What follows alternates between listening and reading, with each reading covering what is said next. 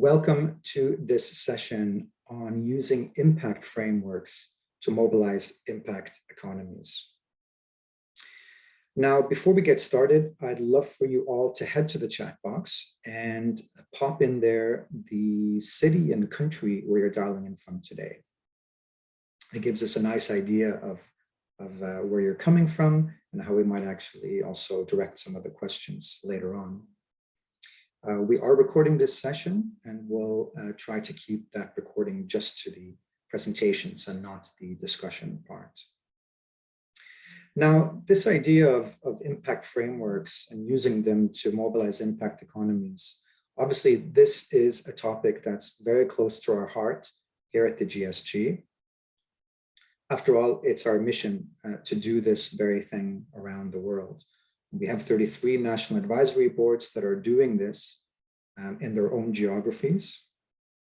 And to provide some frameworks around how market builders like yourselves can do this, we released in 2019 the report Impact Principle. And this was spearheaded by Rosemary Addis, who is here today to talk to us more about the report and some of the frameworks and how these resources can help us all mobilize impact economies. We're also joined by Dr. Hsueh, who's a real expert on systems thinking and systems change. So a very warm welcome to both of you. I won't do any lengthy introductions today, so I'll let the speakers introduce themselves whenever they want to. The agenda today is we'll start with Rosemary. She'll share some nuggets of wisdom on impact frameworks. And then Joe will take us on a journey of systems change and systems thinking. And at the end, we'll end with some question and answer. So if that sounds good to everyone, let's get started. Over to you, Rosemary. Thanks very much, Daniel, and very pleased to welcome everybody from wherever you are in the world, morning, noon or night. And I'm coming to you today from the lands of the Boon Wurrung people of the Kulin Nation, and I pay respects to their elders past and present and celebrate the traditional custodians of land wherever we are. I'm delighted to be here in this session. It's a little bit like GSG does the Blues Brothers. We're getting the band back together from 2018 when we had a GSG working group that ran for nearly the entire year that was grounded, as Daniel said, in our core mission of how can we build momentum around the market building and think about that at a global level and also at a local level. And what does that mean for different actors and what they need to do? So many of you will have seen this report that we produced in 2018, and I would like you to go away from this session hopefully feeling like it's more than a report, that actually there is a rich resource base here and one that I am really confident that we can continue to utilise through the GSG and its NABs, notwithstanding that a number of things have changed since 2018. But the fundamental principles that we built this report on, I think, remain really sound. One thing to note about this work was we very consciously and deliberately brought together different participants from the market builders and the ecosystem. So we had the GIN and FSG and the PRI and the Impact Management Project and the McConnell Foundation and BNP Paribas, and with apologies to those who I've left out, but all working with us. And one of the things we wanted people to take away from the report was we're all working in different parts of the ecosystem, and it's not a matter of choosing who's right, or it's a matter of actually embracing the bits that make sense for you where you are, because we need all of it to move forward. And we did name in here some things where there was really a need even amongst those organisations to be able to call out the bigger narrative and engage people around the change that we want to see, including bringing collective voice to advocacy. What we wanted people to hear was that while you might hear different messages messages in slightly different terms from different parts of the ecosystem, that we're all saying one thing, that the impact principle is that there is the truth to the fact that everything we do has an impact.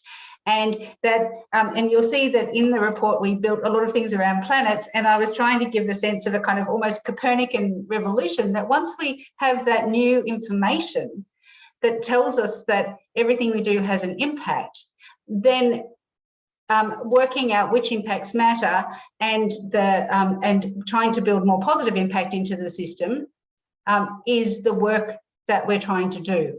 And that this is also a vision that lots of people can get behind. People have got behind different initiatives, whether they be B corporations or impact investing, because they care that we're doing more that's positive in the world. So we took off some pretty big chunks in this, and I like to think of them as a kind of starting point that we can continue to evolve. The report itself is organised in 3 parts, and I'll come to how you can access those in a minute. But one part was we attempted to actually put our arms around what impact investing looks like in the landscape that has only gotten in some ways more choppy and complicated since, around the relationship between ESG and impact, and where, if we think about the impact management projects framework that so many of you will be familiar with, of the ABCs, avoiding harm or acting to avoid harm, benefiting stakeholders, contributing solutions, where does impact investment sit? And Clara Barbie and I led some work on that, which is part of the first part of the report. And the work that Clara and the IMP team also led in the context there, also assisted by Carolyn de Bruyn and the team at Rockefeller, who are doing some related work, was what can we expect this to be into the future? And we actually looked at different asset classes and projected forward to 2030, albeit from a pre-COVID base. But I haven't seen anywhere else yet where we've actually said, this is what we think impact investing could be by 2030 in relation to bond markets, in relation to private equity, in relation to infrastructure and other assets. In fact, I think in some cases we probably undershot, given movements that we've seen, particularly in things like social bonds through the pandemic.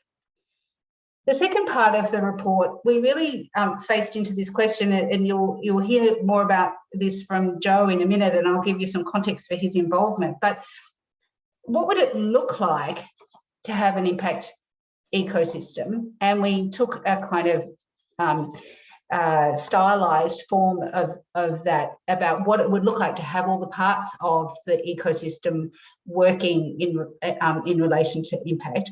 And then we said, what would we need to change from where we are now? And this is where Joe's work comes in, and I'm very grateful to Erica Barbosa from McConnell, who introduced us. And Joe has a fantastic background, as Daniel said, in systems thinking and system change.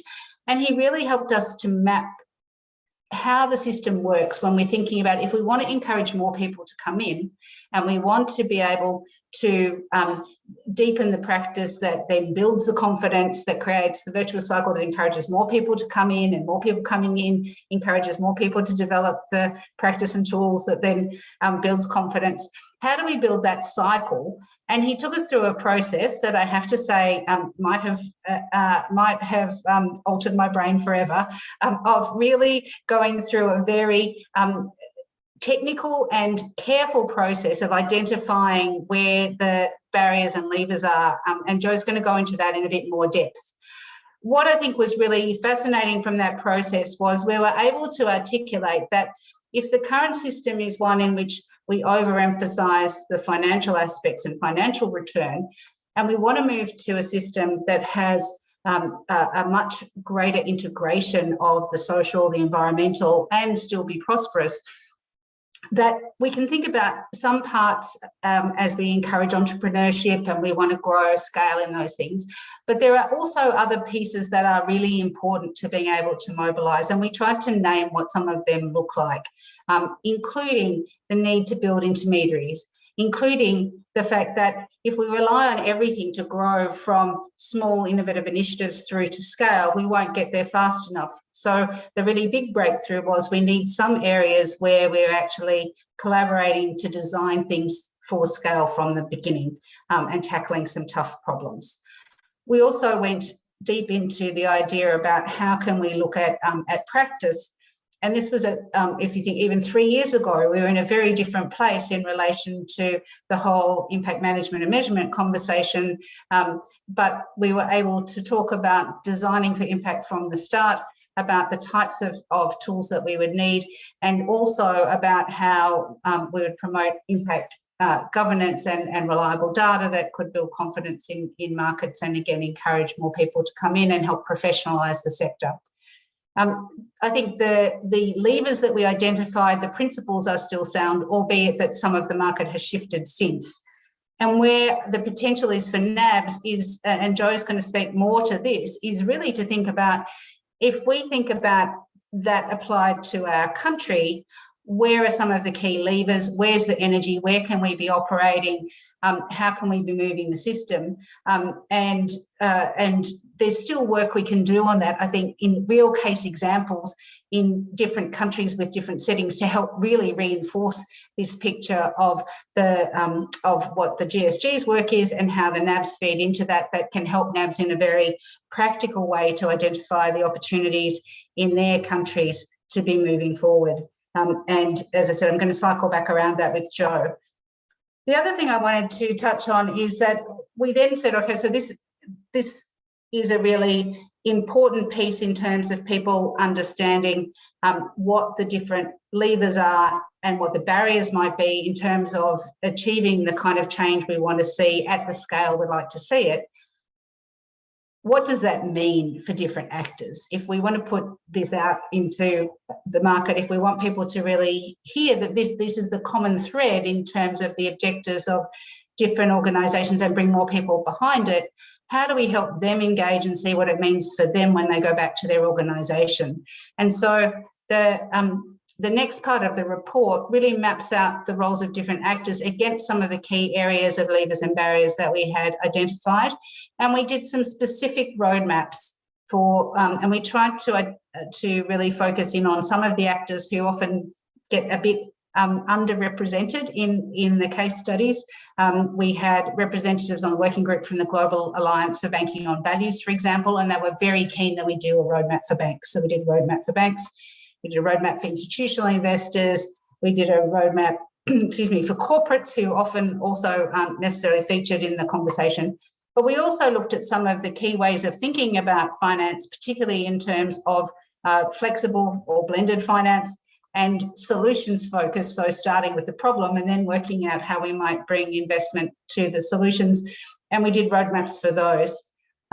The team at GSG, and I'd like to call out Francesca, although she's now moved on, really did a fantastic job then working with us to pull some of those out. So you actually have access to the resources that Daniel circulated earlier today, with the reminder that are effectively tear-outs that give you a bit of an introduction about the field definition, but then it contained these roadmaps. And what we had found pre-COVID was these were very handy to take along to different events, but also they're a great primer to send to stakeholders in different sectors so they can really see what this means for them, and also have a conversation about what they can do, how they can, where they can start and how they can build from that, and what they can do themselves and what they might be better positioned to do with others so that everybody can move faster, or because it will be harder to do.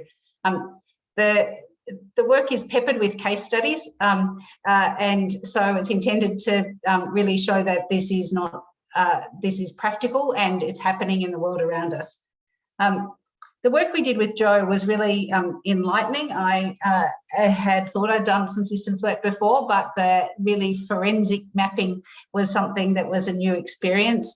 And one of the reasons we did that was influenced, as I said, by McConnell Foundation, who had said when were looking at their strategy and what the impact they really wanted to have in the areas they work in Canada, that it was only through the systems mapping that they realised that they wouldn't be able to achieve that on their own.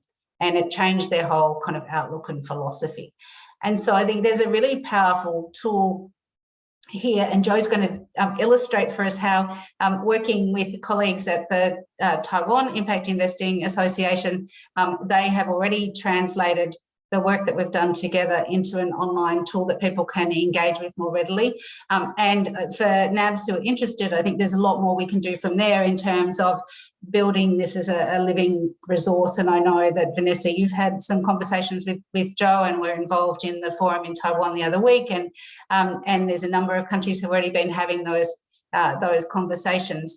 And so I guess one objective was today was to ensure that NABs, whether established or just getting out of the blocks, know that we have these resources available and the work that's gone into them, that they're there to be used and evolved and added to and expanded and applied in your countries, and to introduce some of this thinking, which really goes to the heart of the job of a NAB in terms of moving the market in your country, and how we can think about a job of that magnitude in a way that really also helps us focus in on where there are the biggest opportunities for change, and to communicate that well to other people. So with that, I will hand to our wonderful colleague Joe to come online and to share with you a bit more about the mapping and its potential. Great, thank you. Thank you, Rosemary, for that wonderful introduction. And thank you, Daniel, for inviting me. What a great honor to be here with you all. I think you guys are doing incredible work as an ecosystem builder in your country, trying to build this very complicated, very complex system, bringing various stakeholders together from a very early stage, how to bring them so that we can build this impact economy. That's a very difficult job. I have been doing this type of work, helping stakeholders together, coming together and build an ecosystem for about a decade. My background has been in a field called system dynamics. I did my PhD at MIT Sloan School, studied with Peter Senge, some of you may know, the professor who wrote the book, The Fifth Discipline. And we co-founded, along many others, Academy for System Change, really perfecting kind of the system thinking and system mapping as a process to bring stakeholders together to form a shared vision of that complexity and identify the leverage points for collective action on various SDG issues. So today, it's such a great honor to be working with Rosemary, a wizard in impact and investing field, that we collaborate on this amazing report. If you have not read it, I recommend 200% spend some time reading it. Wonderful, wonderful resources. And we had this chance to collaborate on how do I use system mapping as a language to map out the interconnections of this impact economy, and what's our theory change of scaling. So what I'm going to do is spend about 5 minutes to share with you a little bit about system change process, show you an example of how we apply this participatory system mapping process in another context. Then I will spend another 5 to 10 minutes actually explaining the map that we co-created with Rosemary and team. And I will spend another 10 minutes. I created a little mirror exercise where we want to make it a little participatory, letting you, once I explain that ecosystem map, I invite you all to identify where you find are your current challenge and opportunities, where you sit. And then we can all put it on that map. So we can create a little bit of space for dialogue where we see ourselves in the bigger map. So that's sort of my, and then we of course, open up for dialogue and questions. So that's the overall design for the day. So let me start by sharing a quick slide, just share with you a little bit about what we do and the process we use. I need to share my screen. Great. Are you seeing my screen? Is it coming up? Yeah? Okay, great, wonderful. All right, so system mapping for collective action strategy. Our vision, I think, is very similar to what GSG is trying to do, is how do we harness various regenerative capital. This is not just financial, social, environmental, political capital. Harness various capital so that we can regenerate the earth and the people, all the living beings on earth, and then it will, this positive reinforcing feedback.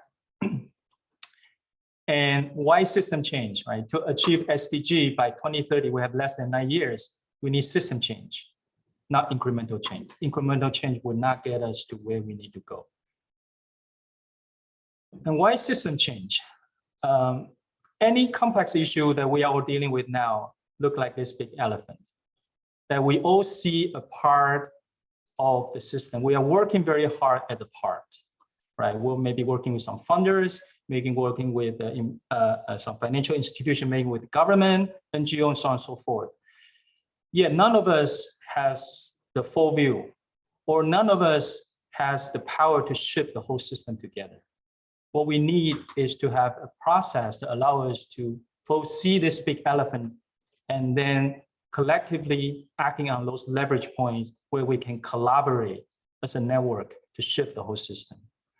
So this is where my firm, System Impact Multifamily Office, SIMFO, is positioned or trying to create for the field as a system change company, partnering with various stakeholders like business, finance, civil society, and government to catalyze system change towards a regenerative and inclusive economy.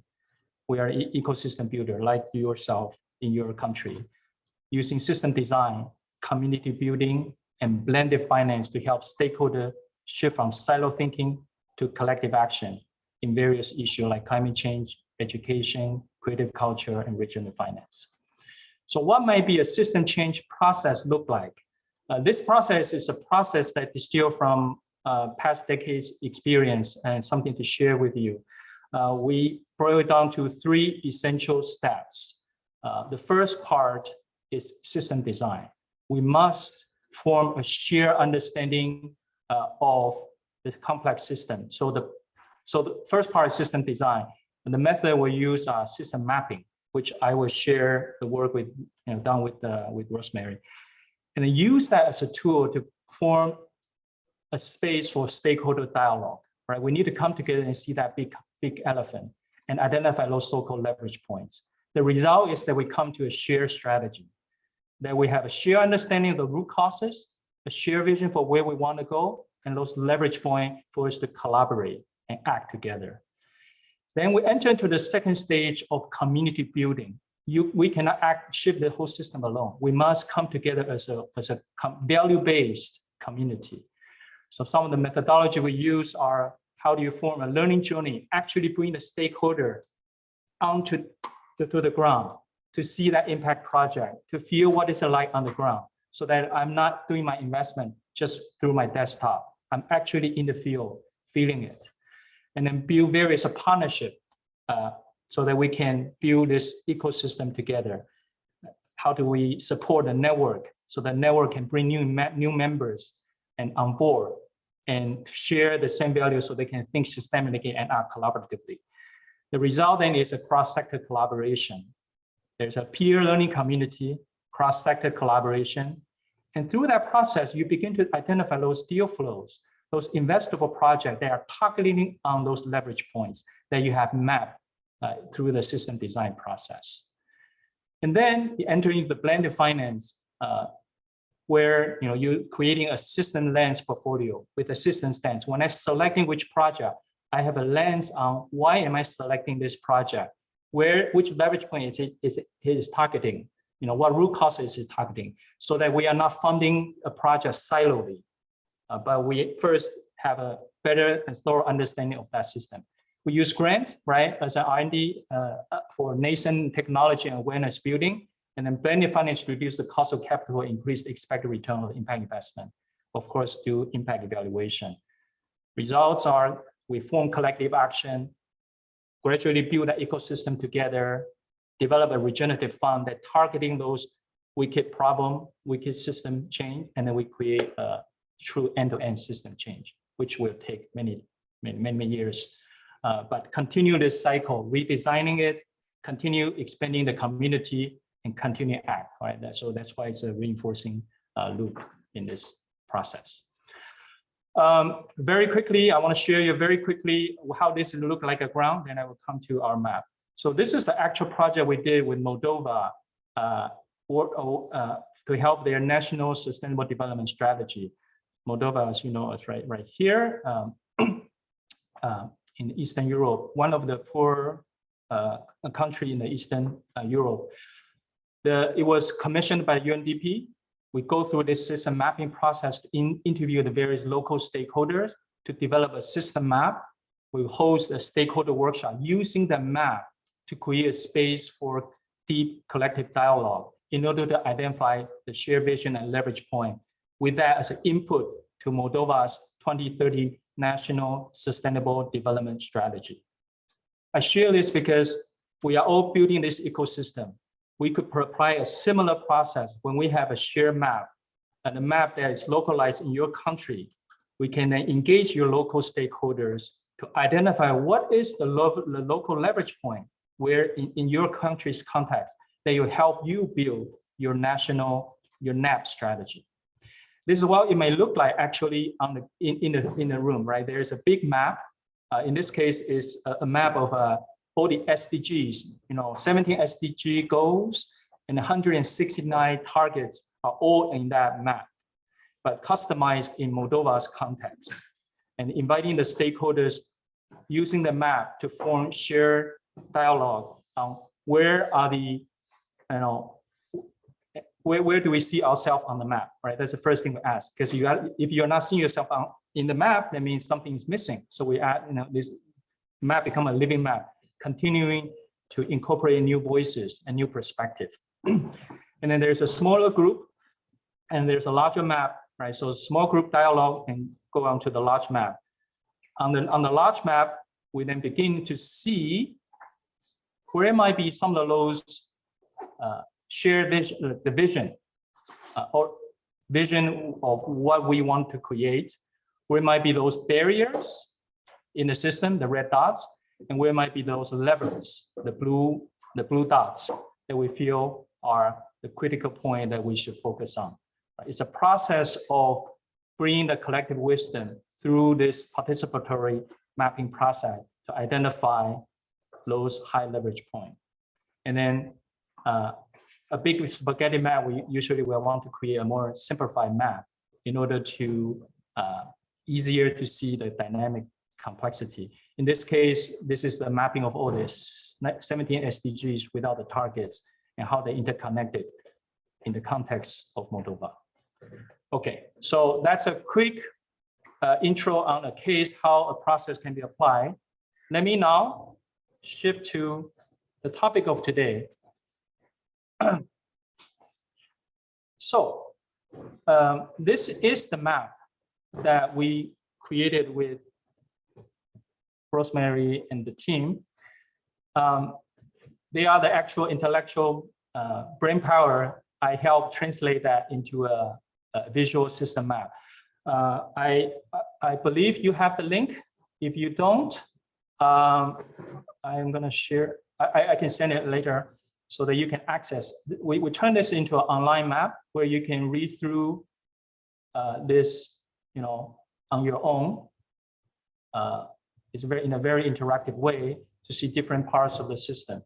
So on the left-hand panel, you can, and there's different grocery, right? So we turn the essence of that wonderful report into this summarized map. You can see different parts. So on the left-hand side, you can navigate on your own. And if you click these three dots, it will pan out and you can just see the actual map. So I'm going to spend 5 minutes to walk through this map. To start,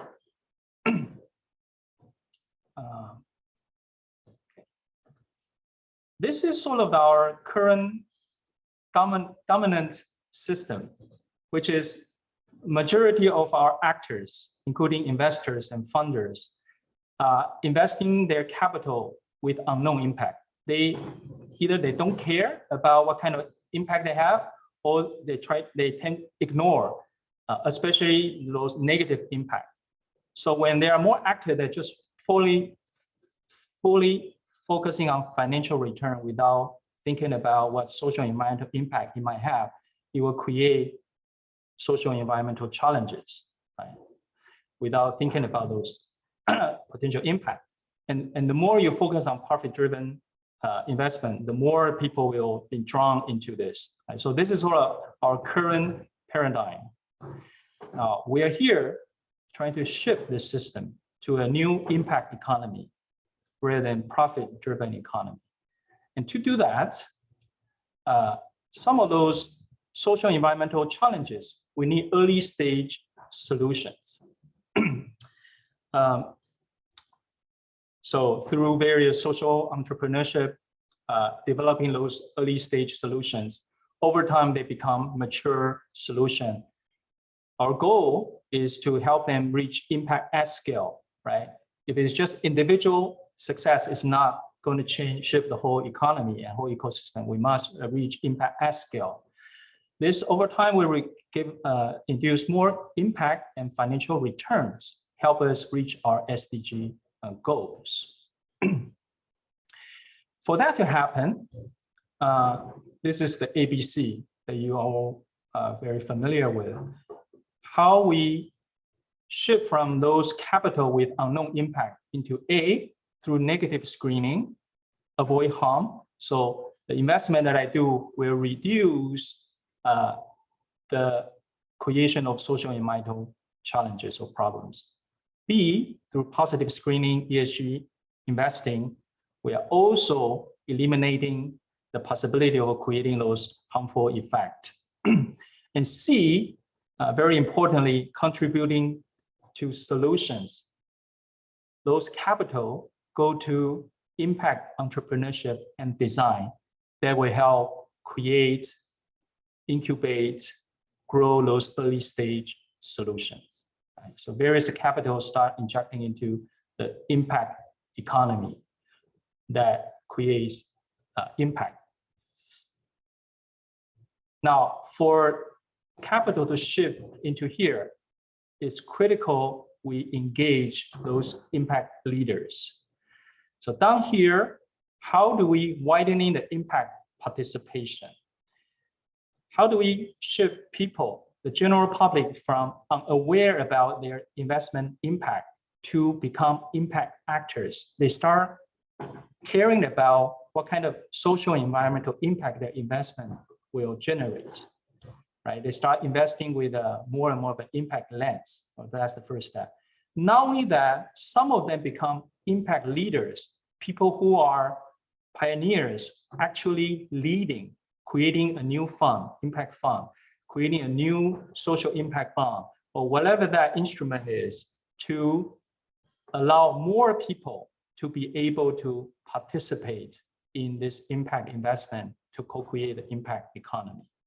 So shifting from aware to more people participate to impact leaders through various intermediaries, we can facilitate more capital into impact projects.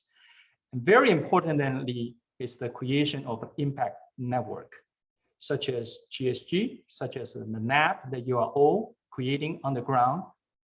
I think we are sitting right here. Creating this network allows more people to be able to participate and engage in this. As a result, this will reduce. Dotted line means they are moving in the opposite direction or the negative polarity.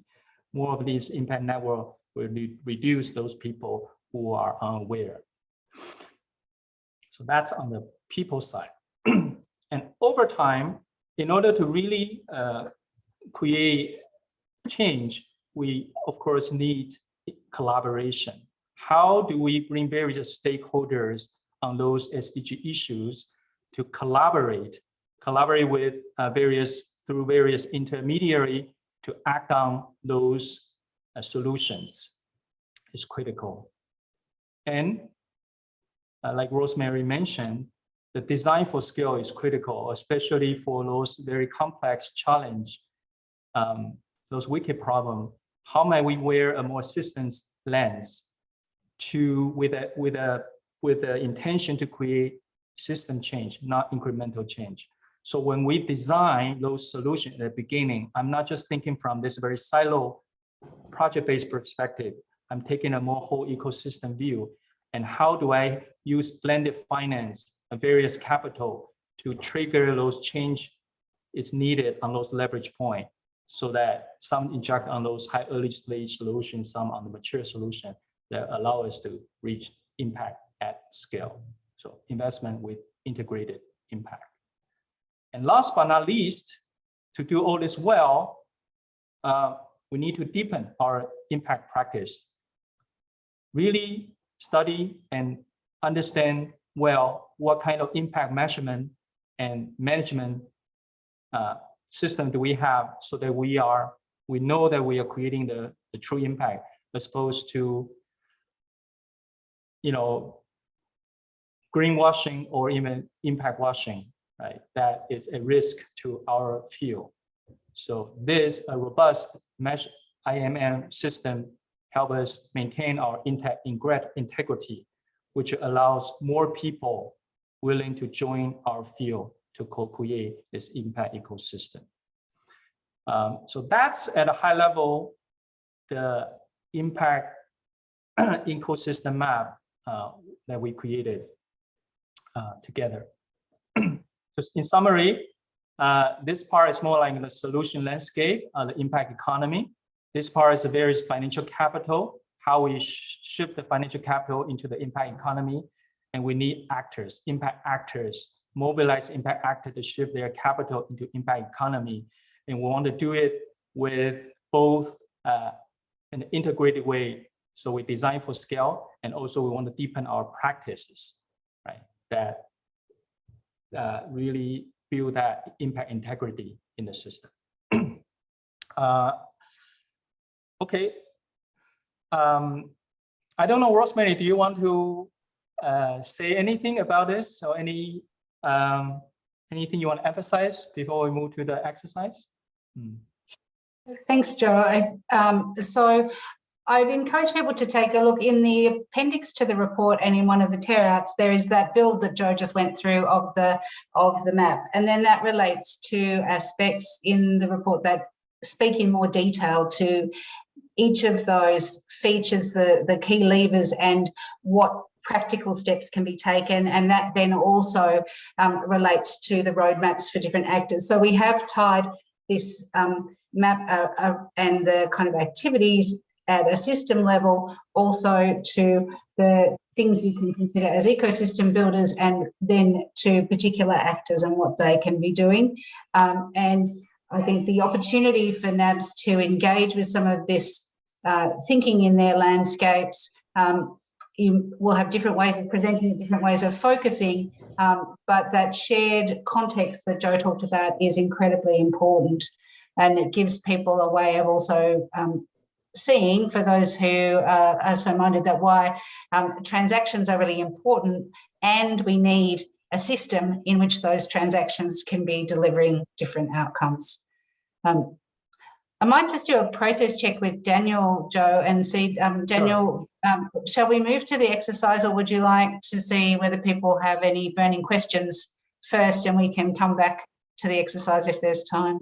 Yeah, I wonder if it might be good to go to Q&A now, and then if there is, if there is time, we can do the exercise, because I see we have less than 20 minutes left. So sounds good. Let's do that. I'll go ahead and stop recording now, and then we can go to the Q&A.